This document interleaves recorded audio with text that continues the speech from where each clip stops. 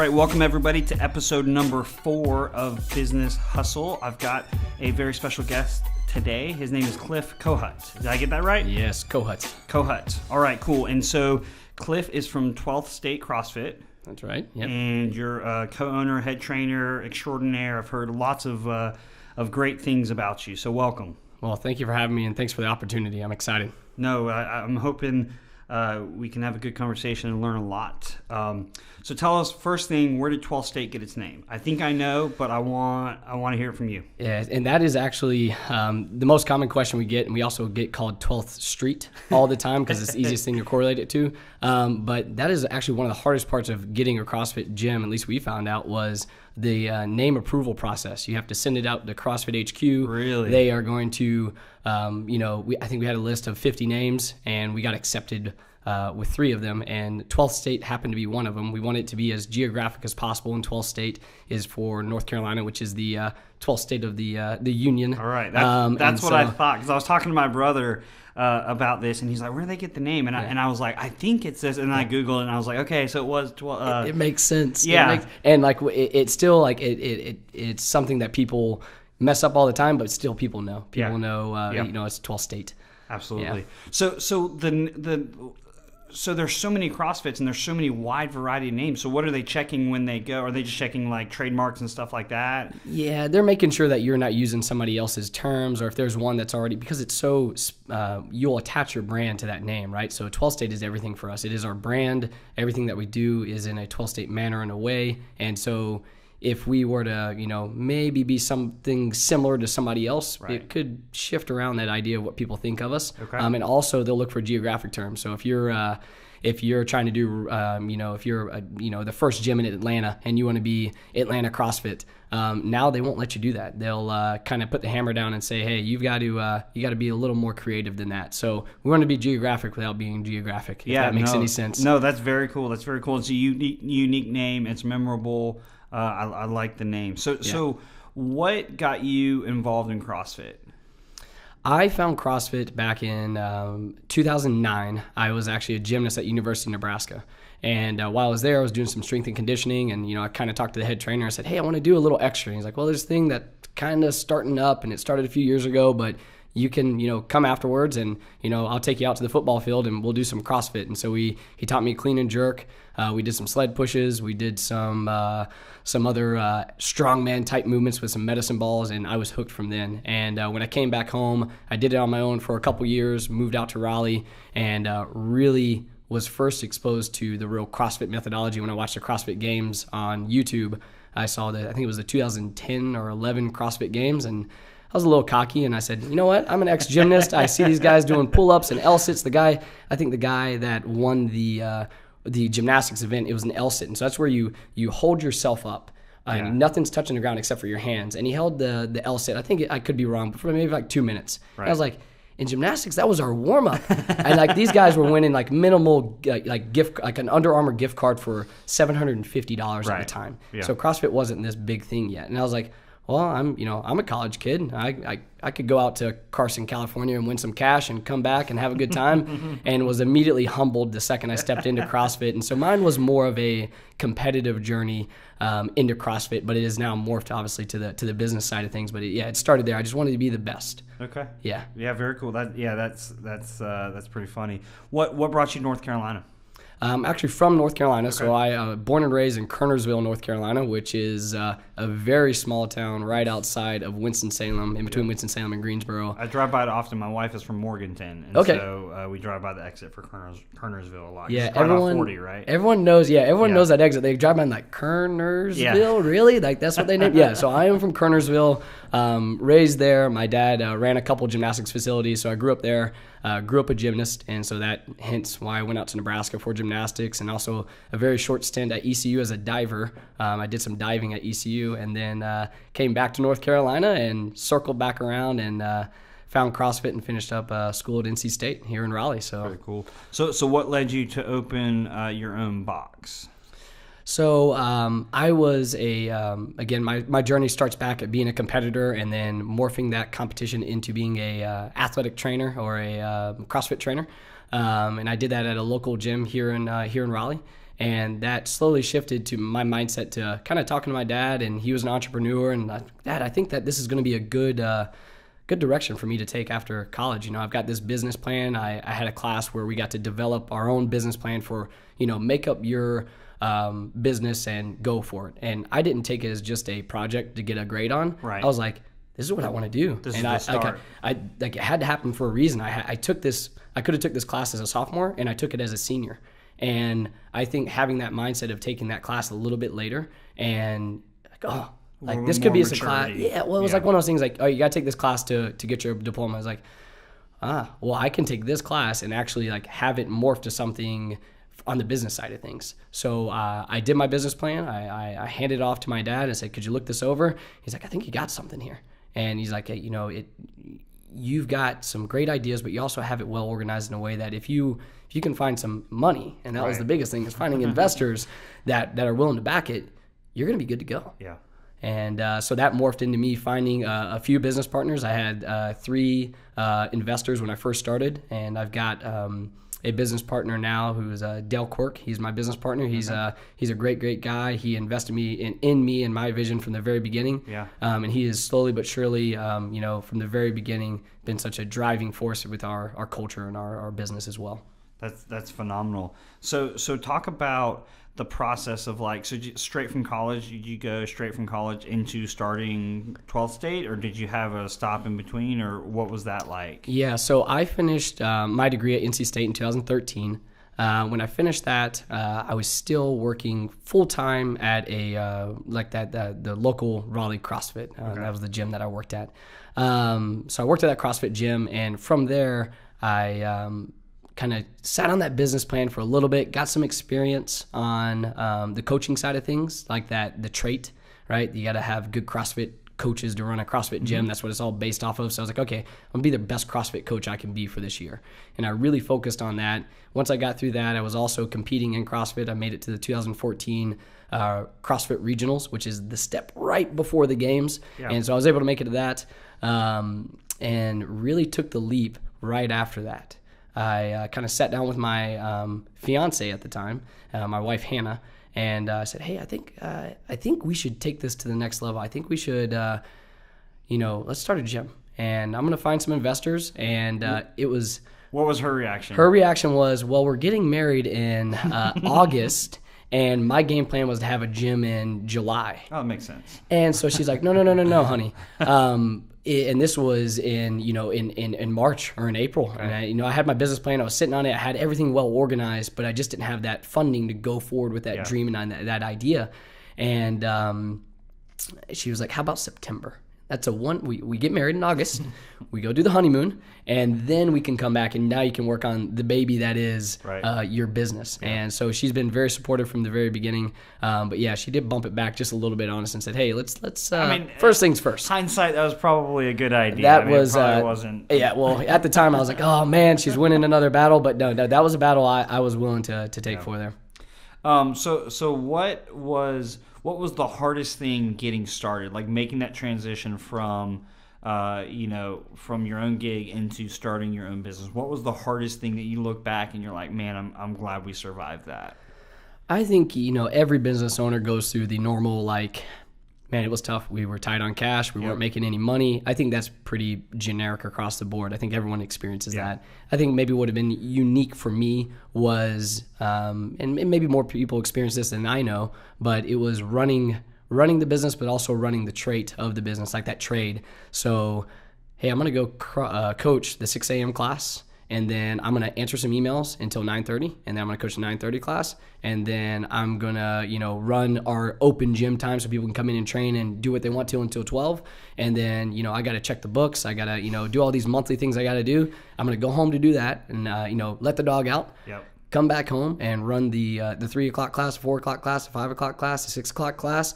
Oh yeah, by the way, it's a gym, so you got to stick after and clean and do all the janitorial stuff. Yep. So I think that was more of the grind for me was, hey, you're on. I was on a show every time. Every time you show up to coach a class, you got to be on. Yeah. It's not like you can just I got to punch these numbers into this computer. Right. Like you are. I'm doing 6 shows a day. And it's high energy. Man, you're in their face. Like, it's just motivational. Nobody wants Eeyore coach in their class. Yeah. Everybody wants some energy, right? That's the best hour of their day. They're coming in, they're excited, they're having a good time. Even though you're putting them through very, very tough workouts and they're sweating, they're smiling. Yeah. But they're only smiling if you're having a good time. You cannot say, hey, I had a rough day. My dog this, my wife this. Nobody wants to hear that. Everybody, they have their own troubles that they're worrying about, right? Everybody's got all that baggage.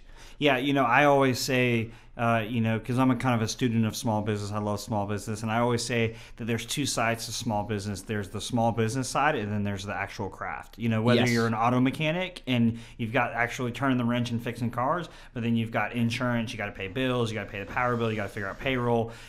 So most of the time you get somebody who's good at one side of the business. They're good at their craft. They're a great CrossFit coach. They're a good mechanic, but they just kind of let all of the other taxes and insurance and all that stuff and so it's very rare when you find somebody, who has both of those skills inside of them, or is aware of that to outsource whatever side that they're not good at to get the help. Yeah, and that's what I tell a lot of the people, that either we outsource, simple things that some of the bigger accounting processes that we have to go through, but even as something as simple as getting somebody to come in now that I don't have to clean the floors, I get somebody to come in and clean the floors for me. But if I'm going to outsource it, you got to do it just as well as I would do it, if not better. It adds a little more value to the business if you can approach it that way. So starting out, were you doing everything? Everything. And I had a lot of help on the way, right? I had at the time we had 3 investors that would come in and they would coach a class from time to time. They had their certifications. They were longtime CrossFit athletes. One was a physical therapist by trade, an athletic trainer, and so she was a certified strength and conditioning coach as well. So we had a lot of coaches helping out, but I was coaching the majority of the stuff. I wouldn't say I was doing everything, but I was doing a lot of it. And now being able to start getting to the point in the business where we're delegating out some of those tasks, doing a little Jocko Willink decentralized command, kind of pushing it out to everybody. I think that's where it's gotten to us now. We've done really well with it. What was the first point early on where you said, okay, I think we're going to make it? Because I'm sure there was a lot of early on, obviously your heart was in it, but the numbers don't lie, and you're like, okay, are we really going to make it? At what point what was the first win that you had that you're like, okay, I think we're going to make it? Do you remember that? Yeah, it's going to sound cheesy, but CrossFit's such a big culture business, right? You create this culture, this feeling whenever you walk into the business or the gym that it's palpable. You can feel it. We had a catastrophic flood in October of 2015, and that was 1 year and 1 month after we had opened up. So right when you think you're about to make some money, right? You're almost profitable. And our gym was under 8 inches of water. Crabtree Creek flooded. All our mats were destroyed. I had members sending videos to me of my gym underwater. And I'm sitting at home in North Raleigh. Oh my God. So go down there. And as soon as I showed up, I had to make 0 phone calls. Staff was there. Yeah. Members were there by the dozens. Cliff, what can we do? Landlord was even there. And I said, okay, I've got this guy taking care of me. That's my landlord. That's just taking my rent check. He's coming down here, getting the whole building sprayed out. I've got members pulling. We've got these 100-pound rubber mats that are covered in mud and silt from the creek. They're pulling them out and spraying them down and putting Clorox on them, disinfecting everything. I've got a construction crew in there cleaning up, but it was more so that I didn't have to make 1 call. And after that, it really brought our gym together. And we were tight before that, but I think when you go through something like that, and like the very next week when we opened, I think it was about actually 10 days or 14 days, we had to close down, clean everything out, let it air out, take care of all that mold stuff. And as soon as we got it back up and running, the staff, just knowing that my staff had my back without me even having to ask. And that was like, all right, that's cool. We can do this. You're going to be here for me. Yeah, because I think, there's 1,000 different places between here and 540 for them to work out, and so I think that you hit the nail on the head that the culture is the important thing. And I think and again, from somebody who it has very little experience with CrossFit, that's one of the things that CrossFit is known for, right? the first thing they're known for is everybody talks about CrossFit, right? The first rule of CrossFit, right?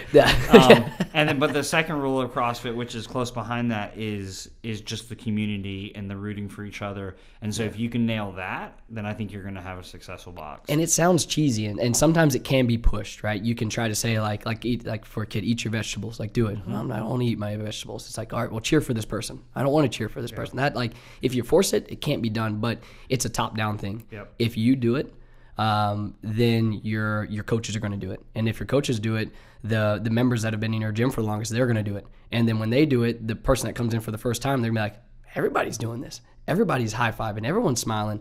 Like, if somebody walks into the gym, it's very rarely that they can make it to me without somebody else talking to them. Yeah. Like, it's almost immediate. I mean, especially, I know we have a mutual friend, and Phil, he's a member at my gym, and he'll capture people left and right when they're walking in the door. It Phil's on them like Johnny on the spot. Yeah. And that's really that's culture, right? People can say they have culture, but that's it. Yeah. I mean, you can fake culture, but for only so long. It can't be sustained for very short periods. You can try and get people in the right spots to simulate good culture, but good culture in of itself takes on a life of its own. And I bet you've got stories of how, you thought it was going to, the culture was going to be one way, but your members have just crafted it and done crazy things with it. Oh yeah. Like when I started off, like I said, I'm the competitive guy. So I was like, I'm going to have the best gym in the country. All the competitors are going to come here, and we're going to be the top notch one where like all the serious guys and girls go.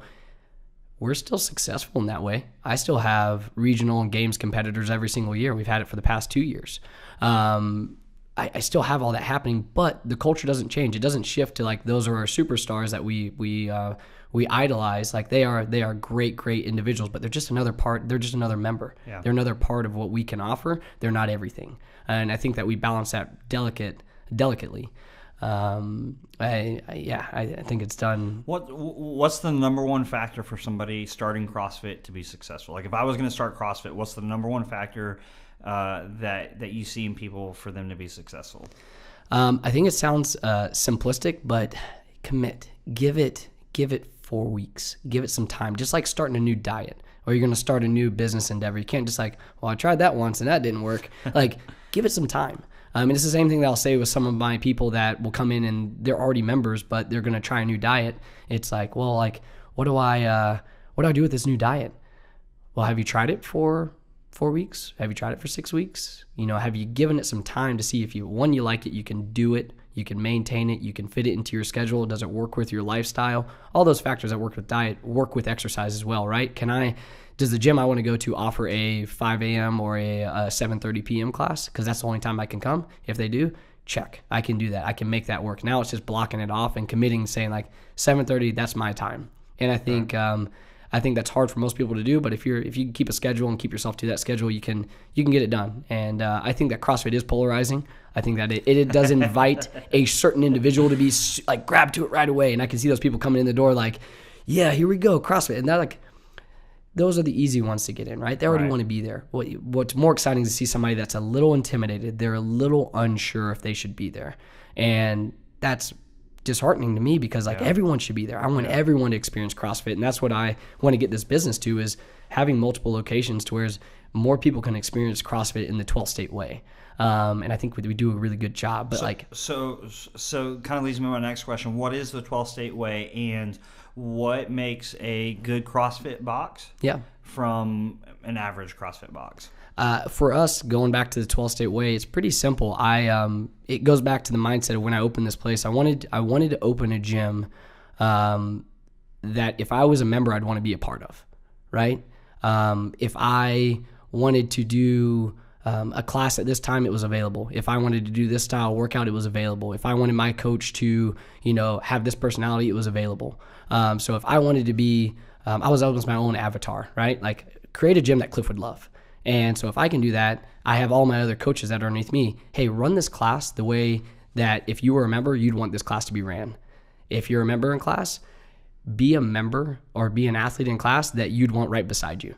And if everybody starts doing that, everyone has a little flavor. Like everyone, Yeah. like if you start allowing that, there's a little autonomy, especially from the coaches, to where they can have their own thing, they can do their own thing, and every class is a little different. Right. So if you come to my class, you like the way that I coach. If you come to one of my other coaches, Coach Whitney or Coach Mike or Coach MC or Coach Tim or Coach Megan, they all go through, and Coach Mark, they all go through classes a little differently, Right. but it's still, you got to hit these points. You got points of performance that you have to hit as an employee. Yep. These are things that you need to check off, but do it your way. Yeah. Put your own little stamp on it. For sure. Yeah. So if I was in Atlanta and I was looking at 3 or 4 different boxes, what should you look for you're gonna get a good quality workout, you're gonna be safe, all of those things. What should you be looking for in the facilities and in the coaches?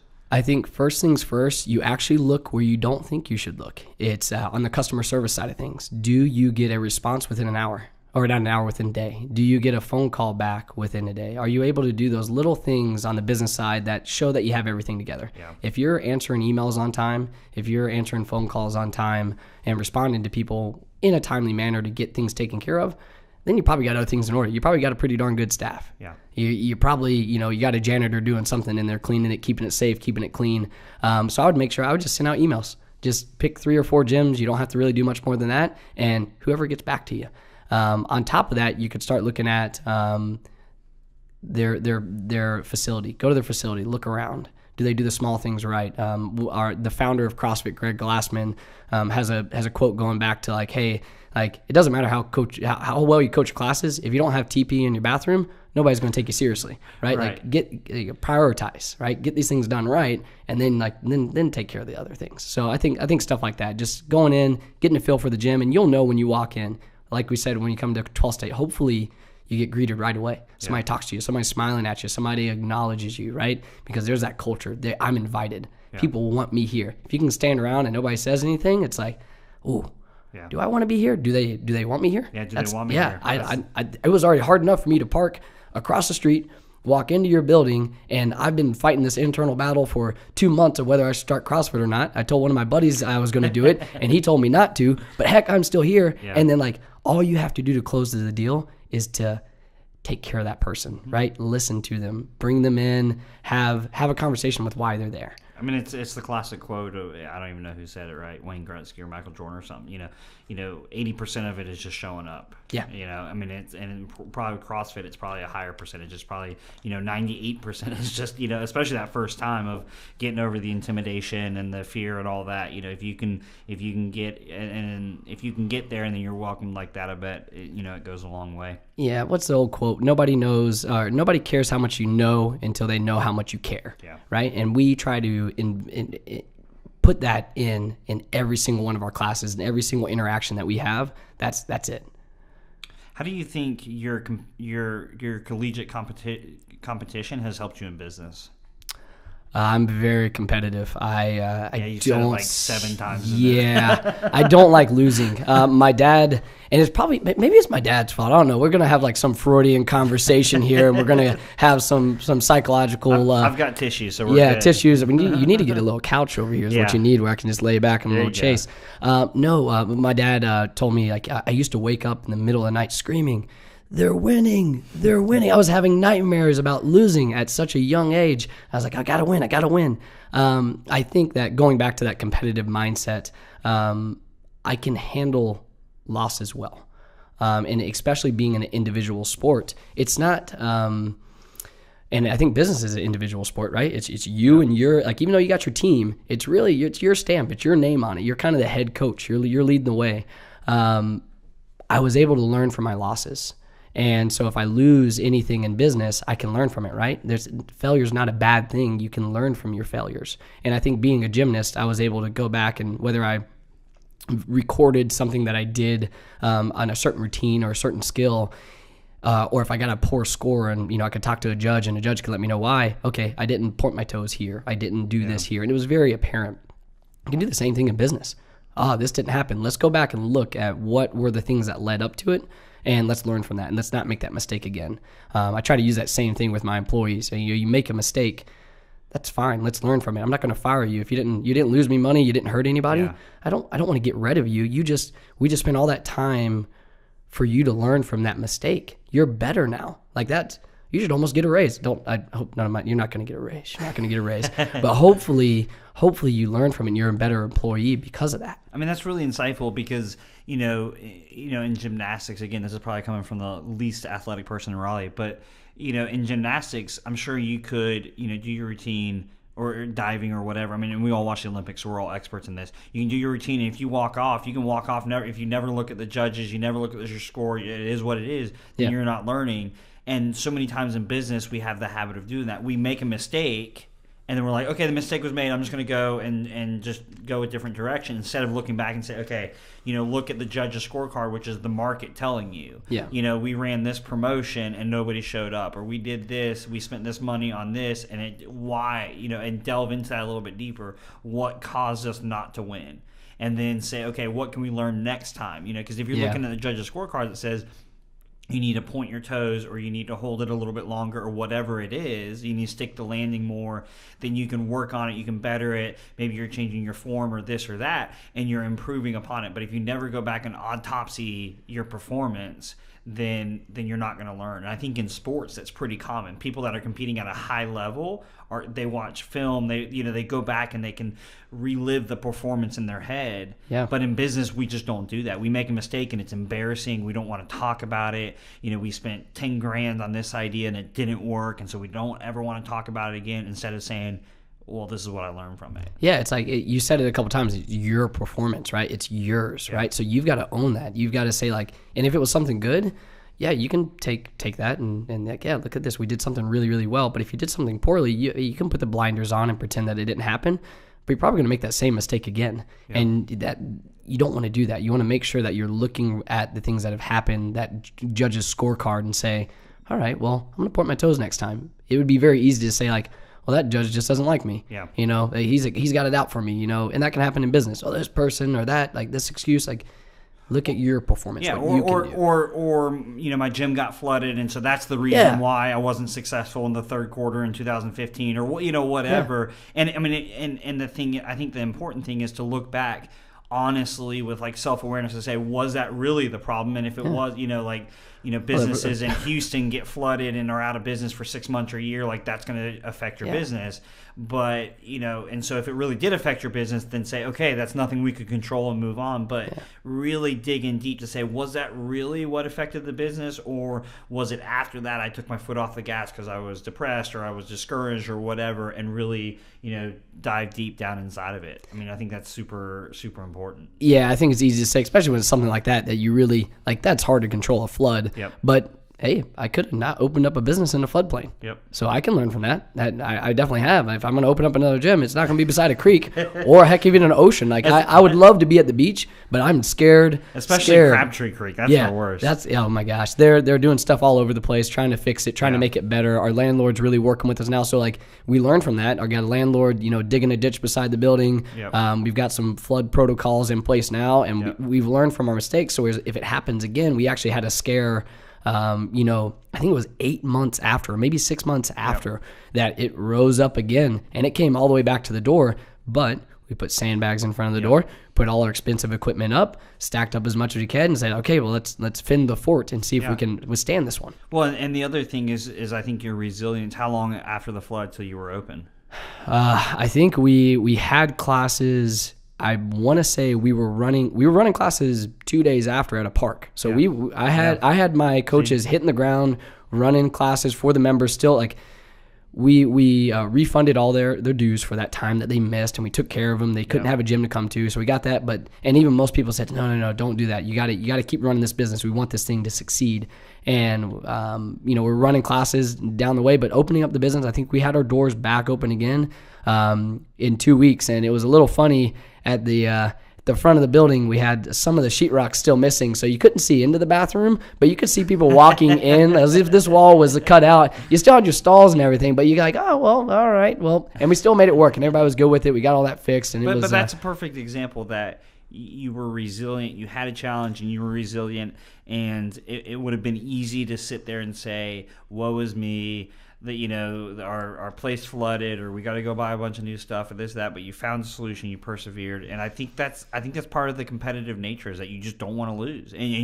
And when you're at a place, and it's, it's kind of interesting, because I talked to my wife about this. So I don't even know if you know this about me. So I ran for city council last year for City of Raleigh, right? Did not know that. Yeah, That's so awesome. I'm like 30 years old running for city council. It was one of the most terrifying things I've ever done, right? Because because I've never been an athlete. So like my wins or successes have never really, or failures have never really been quantifiable, right? So if you're an athlete, you either win or you lose, and it's very clearly defined, and there's metrics and stuff like that. But like I've never had that in my life. And putting yourself into an election, it's quantifiable, right? It's either all yeses or mostly yeses or mostly no's. You're either going to win or you're going to lose.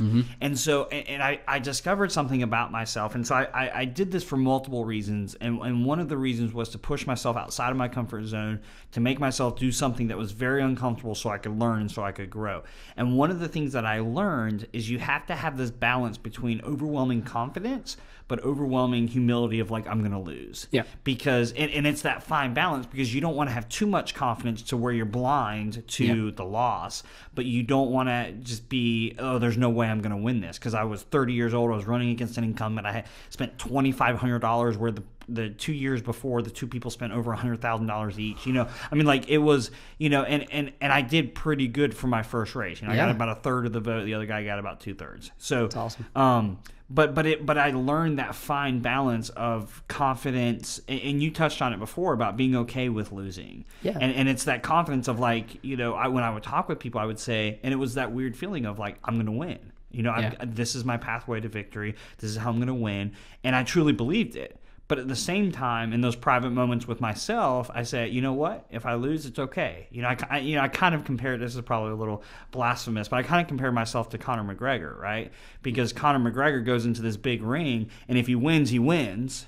And if he loses, okay, like, he fought the, greatest defensive boxer of all time, and he survived. Yeah. And so either way, he won. Yeah. And so it's like kind of that balance. And I think it was interesting that you touched on that earlier. Yeah, you win through experience, right? Like I even though I lost, I did win something, but you got to find that. You got to find that victory. You got to find where that hidden victory, because it isn't so apparent sometimes when you can really pull a win out of a loss, or something that seems like a win out of a loss. And what we were able to pull out of that flood, for example, was, and I didn't even touch on this, but even like other local CrossFit gyms opening up their gyms and saying, hey, we know you're down, feel free to, let your members come over to our place and they can come train with our members. So it's like, even find those victories of like, okay, even though there's competition, there's a little bit of support here between the businesses. And that was pretty cool. So you find those little victories. Yeah. So, all right. So going into competition a little bit, and I told you before we started, I was going to kind of touch on this.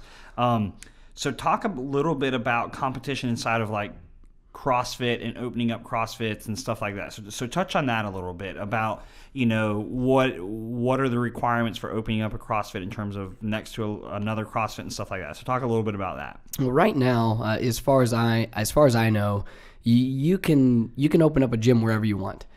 There is an approval process. You got to get approved by CrossFit HQ. They got to make sure that they have all your accreditations. You've got insurance. You got all those things that lined up that you got to have lined up. But really, if you want to open up beside another CrossFit gym, go for it. Free for all. It's a full on free market. The strong will survive, or rather, the strong will thrive. I think the overhead for most CrossFit gyms is low enough to where you can have a gym that's not too great of a business still hanging on. But I think ultimately the best gyms will thrive, and that's done mostly by just natural competition. What's the success rate of CrossFit? Do you know? Okay. Yeah, I don't know right off the top of my head, number wise. But we have turnover. I would say probably in a year we probably see 4 to 3 go down or up. How many are in like the triangle area approximately? Is it? I think right now it's either in the low 40s or the high 30s, and that's talking about Durham, Chapel Hill, Raleigh, Garner, Fuquay, Wake Forest, and I count that in our market because we have people driving from Chapel Hill that come to our gym. I got people coming from Fuquay that have home addresses in Fuquay up in the north end of Wake Forest that will drive 40 minutes to come, and now they've got to come in here for work as well. But I've got a student of UNC. And she battles that rush hour traffic in the evening and comes in and works out. Now makes sure she spends her time in the gym, but she's traveling from UNC, which is huge. But we'll count all that in our competition. I'd say a majority of our members, that 85% number, come within a small radius. But there are some people that will travel a large distance, so we like to keep those numbers.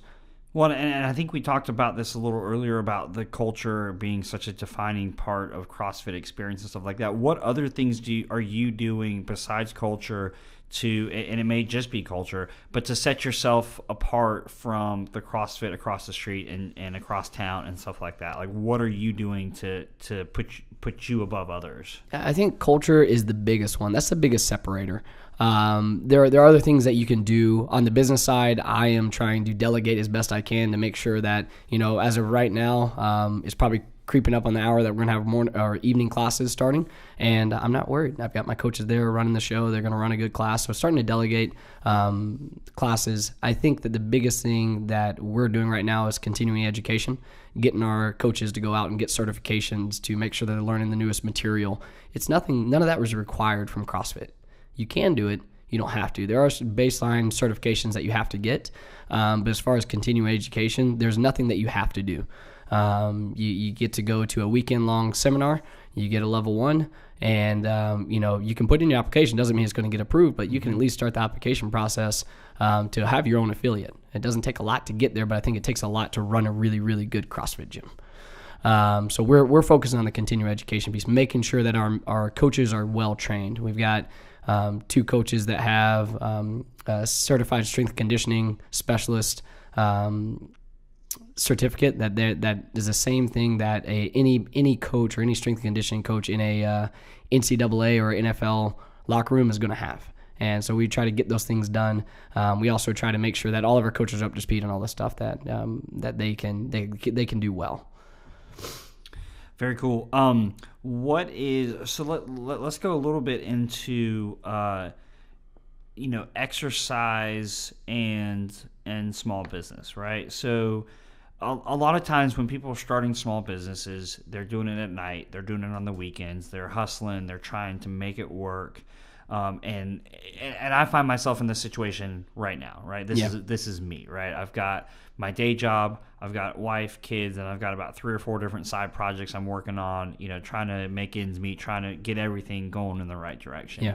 What role in your experience should fitness, exercise, whether it's CrossFit or something else, what role should that play in? Because right now I say I just don't have time. Yeah. I don't have the energy. I don't have the time. I've got other things I need to be doing. What advice would you give to me? I would say, prioritize it, right? You want to run a business. You want to do all these other things. Well, if you're not healthy and your health markers aren't going to be where they need to be, you could potentially, costing family money with medical cost, or, maybe there's a procedure down the road that you have to hit because of those medical markers. You can start proactively hitting those things on the head. And if you were somebody coming in the gym, I would not say that right away, but you asked me kind of straightforward. I would not jump right into the medical markers. But that's what I would say. I would make sure that you're prioritizing yourself, right? I think that, Jordan B. Peterson says that we don't take care of ourselves as well as we take care of those that we love, right? We're always going to take care of the people that we love better than we take care of ourselves. Yeah. But if we're not around to take care of them, we've done them a disservice, right? So not to get too philosophical, but I think that's the biggest thing. Prioritize yourself, right? You matter. What you want to be, whether it's you want to change your body composition, whether it is just to get back to enjoying working out, because it's a fun feeling to be able to get in and be like, yeah, that run today was great, or that squat set was awesome, or like, hey, I lifted more weight. I did my heaviest deadlift that I've done since college or high school, or whatever it is. Like, that's fun to say. Yeah. And those little victories in life, they matter. Just like going out and, for some people, getting a new car or getting a new watch, those little materialistic things matter. These little victories, like, something feels good about picking something heavy up. Same thing if you're going to go out. I just had a man's weekend. I went up to Asheville with my brother-in-law, and we chopped down some trees. It didn't really do anything for me, but I felt great. Like that, does that make me a better person? Not necessarily, but I took the time to do it. I prioritized that time to do it, and I got some good feelings out of it. So I would say prioritize it. Make sure you can get it done. For me, on my side of things, I'm in an interesting place, right? Because I run a gym, so I've got to kind of practice what I preach. Yeah. I can't tell people to make time if I don't make time. So I always make sure I get my workout or try to, right? And there's are some days where it is tough, but I try my best. Like, okay, if I can make them an excuse, I can never say to somebody else they can't make that excuse. So I try to practice what I preach as much as I can. How do you keep the hustle going in your business today? I would say setting goals, whether they're short-term achievements that I need to hit to keep me going, and having this long-term dream, this vision, right? I think that's really what keeps all of us going, right? That long-term goal or vision, that big, hairy, audacious goal at the end of the rainbow that we want to get to. That drives me, but also the little things along the way, making sure you can hit small victories along the way, setting goals, setting things up that you can achieve to keep yourself going. My wife's a big motivator. Whenever she sees me getting tired or slacking, she'll let me know, and she keeps me in my place. I think you got to have that support system, whoever it is, whether it's a business partner, whether it's a significant other or a friend. I think you got to have somebody there putting you in your place. Say, hey, like you said, you're waking up at 4. What are you doing? You got to get up. You got to get going. Or you said you're going to stay up late tonight, even though you woke up at 4. You're gonna stay up, and you schedule this out, and she'll look at my calendar and let me know, like, hey, you said you're going to do this. Make sure you do it. A little while ago, get your taxes done. Get the taxes done. Like all that little stuff too, like little reminders. So having somebody in your corner, and also I think having those goals makes a big difference. Well, I appreciate your time. Anything else you want to add? I think this has been really, really insightful. Anything else that you got on your mind you want to add? Little pitch for 12 State CrossFit. Absolutely. I would say, prioritize that time. Find a moment. Even if you just want to give us a call or shoot us an email, you can find us online, 12statecrossfit.com. You can find us on Facebook or Instagram at the same handle, 12statecrossfit.com. Follow us, reach out to us. If you've ever thought about taking that leap to try CrossFit, but you're a little intimidated, come in. Talk to me. You don't even have to do your first class. Just come in. We'll have a quick consultation. We'll talk about it. But I think that it could be a life-changing experience if you allow it to be. Well, and I think the conversation with you today, at least for me, has been very insightful, and it lowers the barrier of entry. And so I think that's a very important lesson for not only CrossFit, but for any business owner out there. If you can lower that barrier of entry as low as possible, and get people in the door and win them with service and win them with your personality, because I think your personality came across great today. I think you're going to be much, much more successful than the hard sell or the other techniques and tactics and stuff like that. So I think that's really come across in our conversation today. So I wanted to compliment you on that. No, thank you. Yeah, we always we talk about that, lowering that barrier to entry, and usually it circles around money, but for CrossFit, it's a little unique. It's more so fear. Yeah. It's like, all right, well, I know how much CrossFit costs. I've heard how much it costs. I'm willing to accept that, but I'm still a little worried about what's gonna happen when I get in there. So I think just being friendly enough to allow people to take that first step, and then if somebody comes into your gym, it should be a pretty easy shutdown. You should be able to get them to join, maybe do their first class, and be that member 2 months down the road that sees a newbie walk in and be like, I remember being that guy. I'm gonna go say to him, tell him a little bit about my story and get him in here, because I know how much it can change his life. Yep. So you're gonna come in and join us, right? Maybe. Yeah. Did Phil put you up to that? Yeah, he did. I actually forgot your contract. He told me, he's like, get a contract and just slide it across the table and hand it over to Alex and get him started. Phil. Yes. Well, I appreciate your time. I appreciate your insights, and it was a great story. I enjoyed hearing it. All right. Thanks so much, Alex. Cool. Thanks.